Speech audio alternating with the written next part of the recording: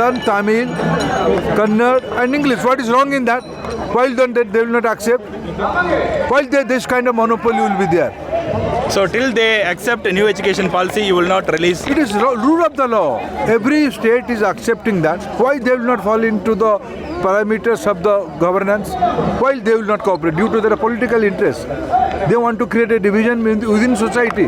They are divisive people. இன்றைக்கு ஒரு performing ஸ்டேட்டாக நாம் இருக்கும் பொழுது எஜுகேஷன் என்று வரும்பொழுது இன்றைக்கி பல விதத்திலும் இன்றைக்கு ஏன் அவங்க நிதி எதற்காக ஒதுக்கீடு செய்கிறேன் என்று சொல்லுகிறார்களோ அந்த சமகர சிக்ஷா அபியான் என்கின்ற அந்த திட்டத்திலே கிட்டத்தட்ட 20 ஆப்ஜெக்டிவ்ஸ் இருக்கின்றது. அந்த 20 ஆப்ஜெக்டிவ்ஸில் ஏறத்தாழ 20க்கு 20 டாப்பில் இருக்குதுன்னு பார்த்தீங்கன்னா கேரளா, அந்த 20ல் 19 டாப்பில் இருக்குது யாருன்னு பார்த்தீங்கன்னா தமிழ்நாடு. ஆனால் அதில் 20ல் வெறும் 8 மட்டும் டாப்பில் இருக்கிற குஜராத், அந்த 20ல் 3 இடத்துல மட்டும் இருக்கின்ற உத்தரப்பிரதேஷ், மத்திய பிரதேஷ், அந்த 20ல் வெறும் 2 இடத்துல டாப்பில் இருக்கிற பீகார் என்று எல்லாத்துக்குமே நீங்கள் பணம் ஒதுக்குறீங்க. ஆனால் எங்களுக்கு நீங்கள் பணம் ஒதுக்க மாட்டேங்கிறீர்கள். ஆக இதைத்தான் நாங்கள் சொல்கிறோம். நாங்கள் எங்களை பொறுத்த வரைக்கும் ஏதோ நீங்கள் எங்களை மிரட்டி கிரட்டி நீங்கள் அடிப்பணிய வைக்கின்றோம் நீங்கள் பார்க்குறீர்கள். ஆனால் மறந்து விடாதீர்கள், எங்களை பொறுத்த வரைக்கும் இதில் அரசியல் பார்க்காமல் எங்களுக்கு வர வேண்டிய எங்களுடைய பணம் 2152 கோடி ரூபாயை யார் பெற்று தந்தாலும் அதுக்கான உரிய அந்த மதிப்பை அவர்களே எடுத்துக்கொள்ளட்டும்.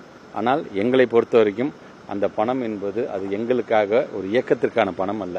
ஒட்டுமொத்தமாக நம்முடைய பள்ளி கல்வித்துறை சார்ந்திருக்கின்ற மாணவ செல்வங்களுக்கான ஏறத்தாழ 40 லட்சம் மாணவர்களுக்கான ஒரு எதிர்காலம் சம்பந்தப்பட்டது. இன்றைக்கு நீங்கள் மும்மொழிக் கொள்கை ஏற்றுக்கொள்ள மாட்டீர்களா என்று சொல்வதே பார்த்தீங்கன்னா இன்னொரு மொழிப்போரை நீங்கள் தூண்டுவது போன்றதான் அது அமைந்திருக்கிறது என்பதைத்தான் நான் பகிரங்கமாக நான் சொல்ல கடமைப்பட்டிருக்கின்றேன். ஆக நீங்கள் இதில் அரசியல் செய்யாமல், இன்னும் காலம் தாழ்த்தாமல், ஏதேதோ சாக்குப்போக்கு சொல்லாமல் நீங்கள் எங்களுக்கு உடனடியாக எங்களுடைய பணம் 2152 கோடி ரூபாய் ஒதுக்கீடு செய்ய வேண்டும் என்கின்ற வேண்டுகோளை இப்பொழுதும் நான் வைக்கின்றேன். சட்டத்துக்கு இடம் இல்லைன்னு சொல்றாங்களே, அதை எப்படி பாக்குறீங்க? 2018 ஆண்டிலிருந்து தொடர்ந்து SSA என்கின்ற இந்த ஃபண்ட் மூலமாக ஒவ்வொரு ஆண்டும் பணம் ரிலீஸ் பண்ணிட்டே தான் இருந்திருக்காங்க. ஏன் அப்பெல்லாம் அந்த சட்டம் இல்லையா? ஆக இன்றைக்கு அந்த 2018 ஒதுக்கீட்டு செஞ்சுக்கிட்டே இருந்த பணம் திடீர்னு 2023 நீ PMSRIயில் நீ கையெழுத்து போட்டாதான் நான் பணத்தை தருவேன் என்று சொல்லும்போது தான் நம்முடைய மாண்புக்கு தமிழ்நாட்டு முதலமைச்சர் அன்றைக்கே சொன்னார், இந்த PMSRIயில் நம்ம சேரலாமா சேர வேணாமா என்பது விவாத பொருள். விவாத பொருளில் யார் கருத்துக்கள் எடுத்து வைக்கிறாங்க, அந்த விவாதம் எப்படி நியாயமானது இருக்குங்கிறது நம்ம தனியாக பார்க்கலாம். ஆனால் நீங்கள் வருஷம் கொடுக்க வேண்டிய SSA ஃபண்டை நீங்கள் ஒதுக்க வேண்டியதானே. SSA ஃபண்டில் இருக்கின்ற இவ்வளோ என்டிட்டிஸ் அதை சார்ந்து தானே போயிட்டு இருக்கு. அப்போ இவ்வளோ பெரிய என்டிட்டிஸையும் நான் சொன்ன இவ்வளோ என்டிட்டிஸையும் முடக்கிறதுக்கு PMSRIங்கிற ஒரு இதில் கையெழுத்து போட்டால் தான் நான் இதெல்லாம் விடுவிப்பேன் என்று சொன்னால் காலங்காலமாக இது சார்ந்து ஏன் இன்னைக்கு இப்போ பொம்பளை பிள்ளைங்க 6th ஸ்டாண்டர்ட்லேருந்து 12th ஸ்டாண்டர்ட் வரைக்கும் செல்ஃப் டிஃபென்ஸ்க்கு நாங்கள் ஒரு திட்டத்தை போன வருஷம் நம்ம கொண்டு வந்தோம். இதே SSA ஃபண்டு கிட்டத்தட்ட பார்த்தீங்கன்னா 19.2 கோடி ரூபாய் மதிப்பீட்டில் எல்லா பிள்ளைங்களுக்கும் அரசு பள்ளி சார்ந்திருக்கிற பிள்ளைங்கள் செல்ஃப் டிஃபென்ஸ் எப்படி கற்றுக்கணுங்கிறதுக்கான அந்த மிகப்பெரிய பயிற்சியை வழங்கணும். நானே கூட போய் நான் வேலூர் மாவட்டத்தில் போய் நான் ஆரம்பிச்சு வச்சுட்டு வந்தேன். ஆனால் இந்த வருஷம் அதை பண்ணலாங்கிற போது ஒட்டுமொத்தமாக SSA ஃபண்டை நிறுத்திருச்சுங்க போது நான் சொல்றது 1-2 தான் உங்களுக்காக சொல்றேன். டீட்டெயில்டாக சொல்றோம் என்று சொன்னால் இது சார்ந்து நம்முடைய பிள்ளைகள் அவ்வளோ பலன் அடைஞ்சிட்டு இருக்கிறாங்க.